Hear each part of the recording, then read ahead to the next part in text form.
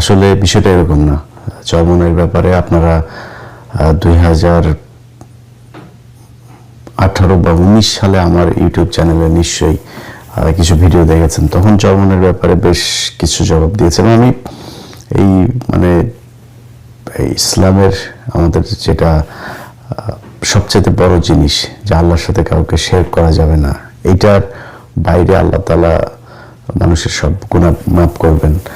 তো যেহেতু এত বড় বিষয়, যে কারণে এটার ব্যাপারে আমি অনেক আগে থেকে, আপনারা যারা আমার 21 টেলিভিশনে 21 চোখ দেখতেন, আমি তখনও কিন্তু এই যে মাজারের, যেসব মাজারগুলোতে অসামাজিক কার্যকলাপ হতো, তারপর ধর্মের নামে যেসব অপসংস্কৃতি সেখানে করা হতো, সেগুলো নিয়ে আমি ব্যাপক সরব ছিলাম। 21 চোখে অনেকগুলো খুব হাস্যকর সব বিষয় নিয়ে আমি এই মাজারে যেগুলো হতো এগুলো নিয়ে কাজ করেছি।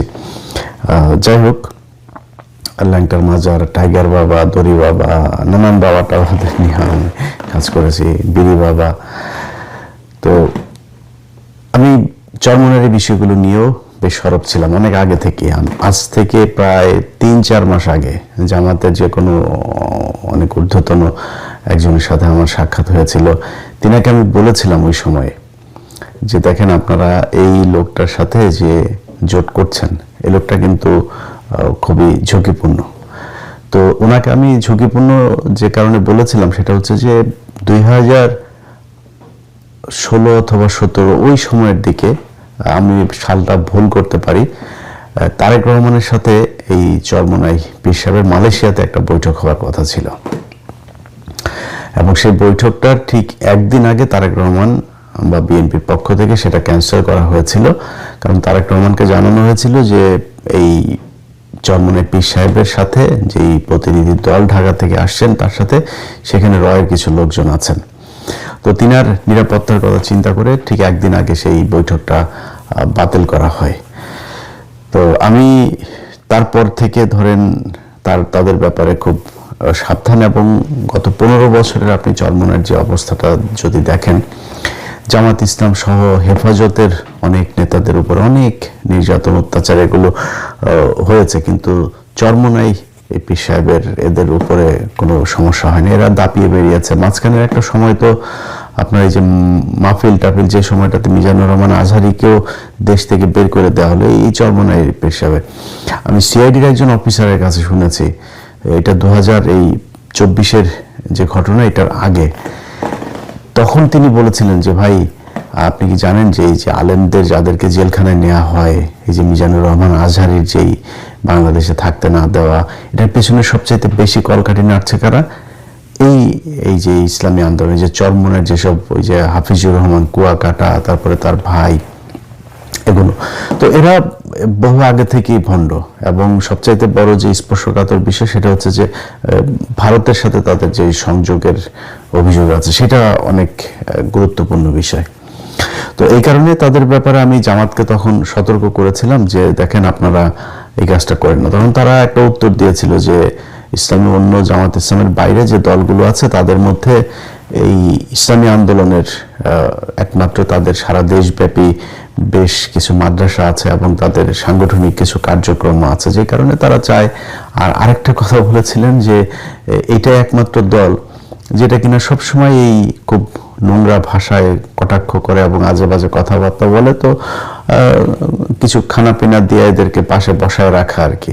তো অনেকটা এইরকম জামাতের একটা পলিসি ছিল। তো ওই দিন আমি ওই নেতাকে বলেছিলাম যে এরা কিন্তু, আপনারা যদি ক্ষমতায় যান, মনে করেন তাদেরকে 30টা আসন দিলেন বা 50টা আসন দিলেন, ওই সময় তারা বোধহয় আমার যতটুকু মনে আছে 100 আসন চাচ্ছিল। তো আমি তাকে বলেছিলাম যে আপনারা তাদেরকে যদি নাকি 30, 40, 50 বা যে কটা আসনই দেন, তো সেই আসনগুলো তো মূলত তাদের আসন না, সেই আসনগুলো হচ্ছে এই জামাতের লোকজন, তারা তাদেরকে আসন দিলে জামাতের প্রার্থী সেখানে বসে যাবেন, বসে গিয়ে তাদের পক্ষে ভোট করবেন, অর্থাৎ জামাতের ভোটগুলোই চরমোনাই পাবে তখন। এখন আপনি তাদেরকে 40টা 50টা আসনের ভেতরে মনে করেন 20টা আসন তারা পেল, 20টা আসন যদি পেয়ে তারপরে আপনি সরকার গঠন করলেন, যদি জামাত ইসলাম এবার ক্ষমতায় আসেও, সেটার একটা সম্ভাবনা তো তৈরি হয়েছে। যদি আসে সেক্ষেত্রে আমি মনে করি যে বিএনপিও বিশাল একটা ফাইট দেবে, তো খুব হাড্ডাহাড্ডি একটা লড়াই হবে এবারে নির্বাচনে, আমার বিশ্লেষণ। তো যদি এরকম হয় যে জামাত ইসলাম ধরেন 160টা পেল বা 155টা পেল বা 170টা পেল, বিএনপি ধরেন 130টা পেল, বা মানে আমি সাপোজ একটা কথা বলছি, এখন এই চরমোনাইকে যদি 20টা দেওয়া হয়, তার মানে ম্যাজিক ফিগার তো হচ্ছে 151, 151 আপনাকে পেতেই হবে। 151 পেতে গেলে আপনি ধরেন 170 যদি পান, তাহলে এখান থেকে 20টা আপনি তারে চরমোনাই পেল। চরমোনাই যদি পায়, এখন চরমোনাই মাঝখানে গিয়ে বলল যে আমরা এই চাই, কারণ তাদের চাওয়া তো যেটা চাবে তারা সেটা চাবে। তো তারা বলল যে আমরা এখন এইটা চাই। এটা না দিলে কি করবে, তারা সব পদত্যাগ করবে, সব চরমোনাইয়ের যে কজন এমপি আছে তারা সবাই চলে আসবে থেকে, সংসদ থেকে। তখন চলে আসলে আপনার অবস্থাটা কি হবে? আপনি 170টা নিয়ে সরকারে আছেন, এখন আপনার তো 150 হয়ে যাবে, তখন আপনি তো সংসদ তো ভেঙে দিতে হবে, আপনি ক্ষমতা হারাবেন। তো এইসব জিনিসগুলো আমি খুব এইভাবে বলেছিলাম ওই সময়তেই। বলার পরে তারা বলেছিল ঠিক আছে দেখা যাক কি হয়। তো কি হয় সেটা নির্বাচনের আগে যে হয়েছে, এটা আমি মনে করি জামাত ইসলামের জন্য অনেক বড় একটা পাওয়া। এখানে এই জোটটা ভাঙার পরে চরমোনাইয়ের পক্ষ থেকে একটা সংবাদ সম্মেলন করা হয়েছে। এটা নিয়ে এখনো কথা বলার মতো সময় আসে নাই, তারপরেও আপনাদেরকে একটু জানিয়ে রাখি। ডাক্তার শফিকুর রহমান একটা কথা বলেছেন যে তারেক রহমানের সাথে যেদিন তাদের দেখা হলো খালেদা জিয়া মারা যাওয়ার পরে, যে আমরা নির্বাচনের পরে সরকার গঠনের আগে আরেকবার বসবো। আর চরমোনাই তাদের সংবাদ সম্মেলনে বলেছেন যে এটা একটা পাতানো নির্বাচন, সিলেক্টেড, এটা ইলেক্টেড হচ্ছে না, এখানে সিলেকশন হচ্ছে। কারণ কি? কারণ হচ্ছে এরা মিলেমিশে তারপরে করবে। এই কথাটা আজকে যারা আমার ভিডিওটা দেখবেন তারা মনে রেখেন। খুব সমূহ সম্ভাবনা আছে, মাঠে বিশাল তোড়জোড়, বিএনপি জামাতের মধ্যে ব্যাপক বিরোধী একটা ভাব। কিছু কিছু মানুষ তো আছে প্যাচ লাগানোর তালেই আছে বিএনপি জামাতের মধ্যে একটা বিশাল দ্বন্দ্ব তৈরি করা, আওয়ামী লীগ বিএনপির মতো অবস্থা তৈরি করা, এটা তো আছে। কিন্তু একটা শ্রেণী নির্বাচন করলে তো ভাই একই দলের মানুষও তো নির্বাচনে প্রতিদ্বন্দ্বিতা করলে তারা একজন আরেকজনের বিরুদ্ধে তুমুল বিরোধিতা করে, সেটা তো আছে, থাকবে, কোনো সমস্যা নেই। কিন্তু একটা সমূহ সম্ভাবনা আছে বিএনপি অথবা জামাত যারাই ক্ষমতায় যাক, একক সংখ্যাগরিষ্ঠতা পাক, যদি পায় তাহলে সরকার গঠন হবে দুই দল মিলে। দুই দল না, এই দলের সাথে জোটে কিছু আছে, এই দলের সাথে জোটে আছে, বাট মূল তো এবার খেলা তো হচ্ছে জামাত আর বিএনপির মধ্যে। এই দুই দলই সরকারে থাকবে, আমি যতটুকু এই দিক ওই দিক থেকে নানানভাবে জেনেছি আর কি। এটা হওয়ার একটা সম্ভাবনা আছে। অতএব এত এই চরমোনাইয়ের যে ইয়েতে আপনার সংবাদ সম্মেলনে যে কথাটা বলেছে যে বিএনপি আর জামাত মিলেমিশে ইলেকশন না সিলেকশন করছে, এটা কিন্তু ভ্যালিড একটা পয়েন্ট আছে। এটা চরমোনাই কোনোভাবেই চায় না। এবং চরমোনাই যখন দেখেছে যে না, চরমোনাইকে তো এখানে ঢোকানোর একটা উদ্দেশ্য আছে, সেই উদ্দেশ্যটা বাস্তবায়ন হচ্ছে না, তখন তারা চিন্তা করেছে যে না, এদের সাথে থাকা যাবে না, আগে থেকেই সরে যেতে হবে। এখন এখানে একটা কথা বলেছে চরমোনাই পীর সাহেব, বক্তব্যটা আপনাদের একটু শুনাইলে বোধহয় ভালো হয়, একটু শুনে নেন তিনি কি বলেছেন। 145টা সিটে আমাদের এ গ্রেড, আমরা এই গ্রেডে আছি 143টা সিট, 143 আসনে এ গ্রেড। এ গ্রেডটা কি আজ পর্যন্ত আমি জানি না যে এ গ্রেড মানেটা কি। এ গ্রেড এটা তো বলতে পারে নাই, কিন্তু এই এ গ্রেড হোক আর গ্রেড হোক, যেটা এটা কি জিনিসটা কি আসলে, এটা ওনারা জিজ্ঞেস করেন বা গ্রেড বানান করতে বলেন ইংলিশে, আমার বিশ্বাস পারবে না। কিন্তু এটা যে বললেন ধরেন এ গ্রেড মানে এটা কি বুঝায়, কি একটা জিনিসের গুণগত মানের ক্ষেত্রে বুঝায়, এই গ্রেড বুঝায়, গ্রেড দিয়ে উনি নির্বাচনের মাঠের এটারে ওনার প্রার্থীদেরকে কি বুঝাইতে চেয়েছেন আমি জানি না। নির্বাচনে তো আপনাকে কত ভোট পাবেন সেটা বিষয়, আপনার গ্রেড কি, প্রার্থী এত দামি দামি প্রার্থী, নোবেল বিজয়ী ইউনুস এই টাইপের প্রার্থী তো আপনাদের নাই। এ গ্রেড মানেটা কি এটা আল্লাহ জানেন। যে 143 আসন এই গ্রেড তো আছে এখনো তো আছে, কোনো সমস্যা নেই, তো এটা তো পাবেন আপনারা। 143 আসনে যেহেতু এ গ্রেড পর বিসি গ্রেডও আছে বলে বলেছেন ওনার বক্তব্যে, তো এই এ গ্রেড আমরা বিসি বাদ দিলাম, এ গ্রেডে যেহেতু আছে এটার তো আর কোনো মিস নাই, এটা করার জন্য মানে ফেল করার তো কোনো চান্স নাই। তো এই গ্রেডের গুলো ফিরে আসুক 100টা। আজকে আমি যখন ভিডিওটা তৈরি করছি জানুয়ারির 19 তারিখ 2026, আজকের এই ভিডিওটা মনে রাখেন, চরমনের লোকজন এটা সেভ করে রাখেন, ডাউনলোড দিয়ে সেভ করে রাখেন।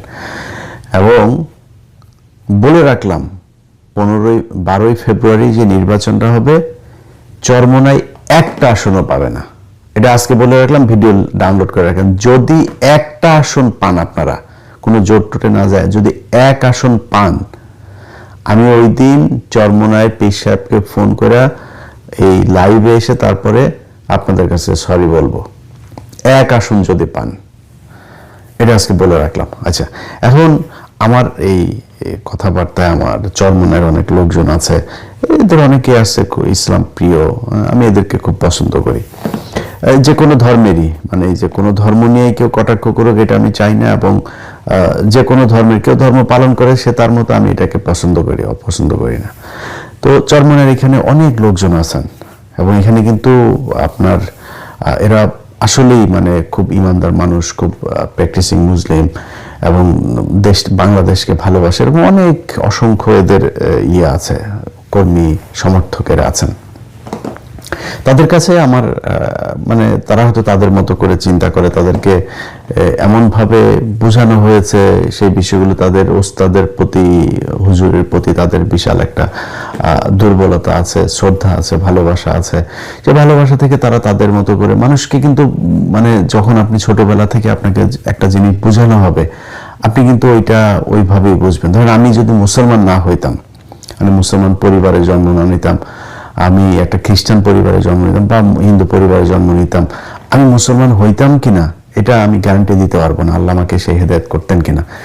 তো তার মানে আমাকে ওই ছোটবেলায় যেটা বিশ্বাস করানো হয়েছে ওইটাই, বড় হয়ে আমি হয়তো সেটা পরীক্ষা করেছি, নানানভাবে চেক করার চেষ্টা করেছি, আমি সত্যটাই পালন করছি না মিথ্যা করছি, বাট আমার গোড়াপত্তন কিন্তু হয়েছে আমার পরিবার থেকে। আপনার যখন ছোটবেলা একটা শিশুকে আপনি মাদ্রাসায় দিয়ে আসছেন, সেই মাদ্রাসায় সে তার ওস্তাদের কাছে যেভাবে শিখছে, যেই মানে একটা কোরআনের আয়াতকেই তারা যেভাবে করছে, ধরেন আমি তাদের এই বেদে মারফত নামে তাদের একটা বই আছে, সেটার আমি কিছু ইয়ে করছিলাম, আজকে একটু দেখার চেষ্টা করছিলাম। এই জায়গায় তারা একটা সূরার রেফারেন্স দিয়েছেন। সূরাটা হচ্ছে সূরা ফাতার 10 নম্বর আয়াত। সেখানে তারা বলেছেন যে কোরআনের আয়াতটাতে যেটা মানে দাঁড়ায় এরকম, যে ব্যক্তি বায়াতকে ভাঙিয়া দিল সে যেন নিজে হালাকাতের মধ্যে ফেলে দিল। এখন চিন্তা করিলে বুঝিতে পারিবেন যে ওই ব্যক্তি কি প্রকার কিয়ামত দিবসে পীর কেবলার সঙ্গী হইয়া উঠিবে। হাসরের দিন পথহারা হইয়া সে নানা দিক দৌড়াইতে থাকিবে। বন্ধুগণ, দুনিয়ার ধোকায় পড়িয়া কখনো আখেরাত খোয়াইবেন না। যারা দুনিয়ার লোভে পড়ে আখেরাত বরবাদ করিয়া দেয়, তাহাদের মেসাল হিসেবে হযরত থানভী রহমতুল্লাহ আলাইহির একটি নকল পেশ করিয়া দিলাম। এই নকল পেশ করিতে গিয়ে মানে এদের কোনো ধরেন কোনো নবীর রেফারেন্স নাই, কোনো সাহাবীর রেফারেন্স নাই, কোনো কোরআনের রেফারেন্স নাই, হাদিসের রেফারেন্স। এদের রেফারেন্স খালি এদের এই যে থানভী, ওই রুমি, হযরত রুমি রহমতুল্লাহ আলাই, অমুক পাকিস্তানের অমুক হুজুর, ইন্ডিয়ার দিল্লির অমুক হুজুর, হ্যাঁ, হিন্দিতে উর্দুতে শের মের, এগুলো এদের এখানে আপনি পাবেন প্রচুর। তো এটাই হয়েছে, তিনি বললেন কি যে যেই ব্যক্তি বায়াতকে ভাঙিয়া দিল সে যেন নিজে হালাকাতের মধ্যে ফেলিয়া দিল। কোরআনের আয়াতের কিন্তু এইটুকু, আগে পরে কোনো কিচ্ছু কিন্তু নাই। তো আমি এই সূরা ফাতার এটা একটু আগে পরে পুরো ইয়েটা একটু পড়লাম, এবং এটা শানে নজুলটাও দেখলাম। তো সেখানে যা দেখি যে সূরা ফাতারটা মূলত হুদায়বিয়ার সন্ধির সময়, ওই সময় রাসূল সাল্লাল্লাহু আলাইহি সাল্লামের হাত দিয়ে যারা আপনার করেছিল, বায়াত করেছিল, কিছু কি বলে এটাকে বাংলা কি বলবো,